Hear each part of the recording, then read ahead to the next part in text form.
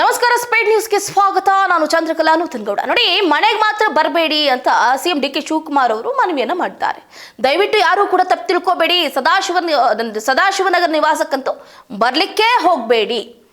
ನೋಡಿ, ಇನ್ನು ಮುಂದೆ ಸಾರ್ವಜನಿಕರು, ಶಾಸಕರು, ಪಕ್ಷದ ಮುಖಂಡರು, ಕಾರ್ಯಕರ್ತರು ಸೇರಿದಂತೆ ಎಲ್ಲರನ್ನೂ ಕೂಡ ಮುಖ್ಯಮಂತ್ರಿಗಳ ಗೃಹ ಕಚೇರಿ ಕೃಷ್ಣಾದಲ್ಲಿ ಭೇಟಿ ಆಗುವುದಾಗಿ ಸಿಎಂ ಡಿ ಕೆ ಶಿವಕುಮಾರ್ ಹೇಳಿದ್ದಾರೆ. ಅನಿವಾರ್ಯ ಕಾರಣಗಳಿಂದ ಇನ್ನು ಮುಂದೆ ಸದಾಶಿವನಗರ ನಿವಾಸದಲ್ಲಿ ಯಾರನ್ನು ಕೂಡ ಭೇಟಿ ಮಾಡೋದಿಲ್ಲ. This is my decision.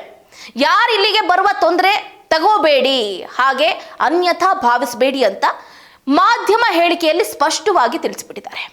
ನೋಡಿ, ಪ್ರತಿದಿನ ಸಾವಿರಾರು ಸಂಖ್ಯೆಯಲ್ಲಿ ಕಾರ್ಯಕರ್ತರು, ಸಚಿವರು, ಶಾಸಕರು, ಅವರು ಇವರು ಅಂತ ಬರ್ತಾನೆ ಇರ್ತಾರೆ.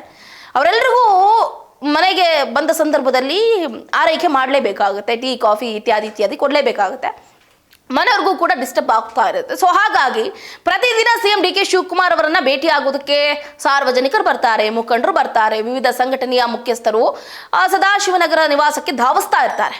ಸೊ ಹಾಗಾಗಿ ಯಾರೂ ಕೂಡ ಬರೋದಕ್ಕೆ ಹೋಗಬೇಡಿ, ನೀವು ಬಂದರೆ ಸ್ವಲ್ಪ ತೊಂದರೆ ಆಗುತ್ತೆ, ಅನ್ಯಥಾ ಭಾವಿಸಬೇಡಿ ಅಂತಲೂ ಕೂಡ ಇದೇ ಸಂದರ್ಭದಲ್ಲಿ ಹೇಳ್ತಾರೆ.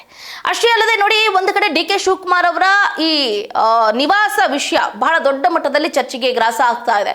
ಇಷ್ಟು ದಿನ ಉಪಮುಖ್ಯಮಂತ್ರಿ ಆದಂತಹ ಸಂದರ್ಭದಲ್ಲಿ ಯಾಕೆ ಈ ಮಾತು ಹೇಳಲಿಲ್ಲ?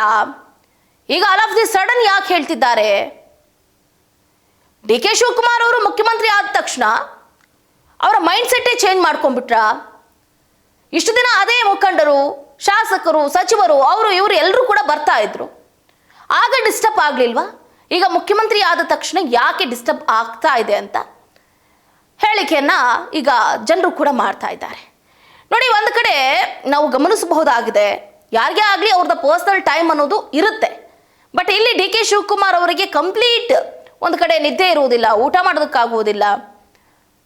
ಇಂತಹ ಸಂದರ್ಭವನ್ನು ಎದುರಿಸಬೇಕಾದಂಥ ಅನಿವಾರ್ಯತೆ ಎದುರಾಗಿರೋದ್ರಿಂದ ಡೈರೆಕ್ಟ್ ಆಗಿ ಬೇಕಾದರೆ ಎಲ್ಲರೂ ಬನ್ನಿ, ಅಲ್ಲಿ ಬೇಕಾದರೆ ಮಾತಾಡ್ಕೊಳ್ಳೋಣ ಗೃಹ ಕಚೇರಿ ಕೃಷ್ಣಾದಲ್ಲಿ, ದಯವಿಟ್ಟು ಯಾರೂ ಕೂಡ ಸದಾಶಿವನಗರ ನಿವಾಸಕ್ಕೆ ಬರೋದಕ್ಕೆ ಹೋಗಬೇಡಿ, ಇದು ನನ್ನ ಕಳಕಳಿಯ ಮನವಿ ಅಂತ ಡಿ ಕೆ ಶಿವಕುಮಾರ್ ಅವರು ಒತ್ತಿ ಹೇಳಿದ್ದಾರೆ. ಇದಕ್ಕೆ ಒಂದು ಕಡೆ ಜನರು ಕೂಡ ಬೇಸರವನ್ನು ವ್ಯಕ್ತಪಡಿಸ್ತಾ ಇದ್ದಾರೆ. ನಮ್ಮ ಕಷ್ಟ ಅಹವಾಲುಗಳನ್ನು ಹೇಳ್ಕೊಳ್ಳೋದಕ್ಕೆ ಅಥವಾ ನಾವು ಏನಾದರೂ ಚರ್ಚೆ ಮಾಡಬೇಕು ಅಂತಂದ್ರೆ ಪ್ರತಿ ಬಾರಿ ಕೂಡ ಗೃಹ ಕಚೇರಿಗೆ ಹೋಗೋದಕ್ಕೆ ಆಗೋದಿಲ್ಲ. ನೇರವಾಗಿ ಮುಖ್ಯಮಂತ್ರಿಗಳು ಮನೆಯಲ್ಲೇ ಸಿಗ್ತಾ ಇದ್ರು. ಸೊ ಹಾಗಾಗಿ ಅವ್ರ ಮನೆಗೆ ಹೋಗಿ ನಮ್ಮ ಕಷ್ಟಗಳನ್ನ, ಅಹವಾಲುಗಳನ್ನ ಹೇಳ್ಕೊಂಡ್ರೆ ಉತ್ತಮ ಅಂತ ಅನ್ಕೊಂಡಿದ್ವಿ. ಈಗ ನೋಡಿದ್ರೆ ಅದಕ್ಕೂ ಕಲ್ಲು ಬಿತ್ತಲ್ಲಪ್ಪ. ಸದಾಶಿವನಗರ ನಿವಾಸಕ್ಕೆ ಯಾರು ಕೂಡ ಬರೋದಕ್ಕೆ ಹೋಗಲೇಬೇಡಿ ಅಂತ ಈಗ ಕಡಾಖಂಡಿತವಾಗಿ ಹೇಳಿಕೆಯನ್ನು ಕೊಟ್ಬಿಟ್ಟಿದ್ದಾರೆ. ಅವ್ರ ಮಾತು ಮೀರಿ ಇಫ್ ಇನ್ ಕೇಸ್ ಏನಾದರೂ ಹೋದ್ರೆ ಕಠಿಣ ಕಾನೂನು ಕ್ರಮವನ್ನು ಕೂಡ ತೆಗೆದುಕೊಳ್ಳೋದಕ್ಕೆ ಡಿ ಕೆ ಶಿವಕುಮಾರ್ ಅವರು ಕೂಡ ಮುಂದಾಗಬಹುದು. ಸೊ ಹಾಗಾಗಿ ಒಂದಷ್ಟು ಪರ್ಸನಲ್ ರೀಸನ್ಸ್ಗಳನ್ನು ಕೂಡ ಡಿ ಕೆ ಶಿವಕುಮಾರ್ ಅವರು ಹೇಳಿದ್ದಾರೆ. ಅನಿವಾರ್ಯ ಕಾರಣಗಳಿಂದ ಇನ್ಮುಂದೆ ಸದಾಶಿವನಗರ ನಿವಾಸದಲ್ಲಿ ಯಾರನ್ನೂ ಕೂಡ ಭೇಟಿ ಮಾಡೋದಕ್ಕೆ ಆಗೋದಿಲ್ಲ. ಯಾರು ಇಲ್ಲಿಗೆ ಬಂದು ನನಗೂ ತೊಂದರೆ ಕೊಡಬೇಡಿ, ನೀವು ಕೂಡ ತೊಂದರೆಯನ್ನ ತಗೋಬೇಡಿ ಅಂತ ಹೇಳಿಕೆಯನ್ನು ಕೊಡೋದ್ರ ಮುಖಾಂತರ, ಅಷ್ಟೇ ಅಲ್ಲದೆ ಕೊನೆಗೆ ಒಂದು ಟ್ಯಾಗ್ಲೈನ್ ಕೊಟ್ಟಿದ್ದಾರೆ, ಅನ್ಯಥಾ ಭಾವಿಸಬೇಡಿ, ಯಾರು ಕೂಡ ಬೇಜಾರಾಗಬೇಡಿ, ಯಾರು ಕೂಡ ತಪ್ಪು ತಿಳ್ಕೊಳ್ಳೋದಕ್ಕೆ ಹೋಗಬೇಡಿ ಅಂತ ಹೇಳಿದ್ದಾರೆ. ನೋಡೋಣ ಈ ವಿಷಯಕ್ಕೆ ಸಂಬಂಧಪಟ್ಟಂತೆ ಶಾಸಕರು, ಸಚಿವರು, ಕಾರ್ಯಕರ್ತರು, ಮುಖಂಡರು, ಸಾರ್ವಜನಿಕರು ಏನ್ ಹೇಳ್ತಾರೆ ಏನು ಅನ್ನೋದನ್ನ ಕಾದಷ್ಟೇ ನೋಡಬೇಕಾಗಿದೆ. ಇದಾಗಿತ್ತು ಇವರೆಗಿನ ಅಪ್ಡೇಟ್. ನೋಡ್ತಾ ಇರಿ ಸ್ಪೀಡ್ ನ್ಯೂಸ್, ಸುದ್ದಿ ನಿಮ್ಮದು, ವೇಗ ನಮ್ಮದು.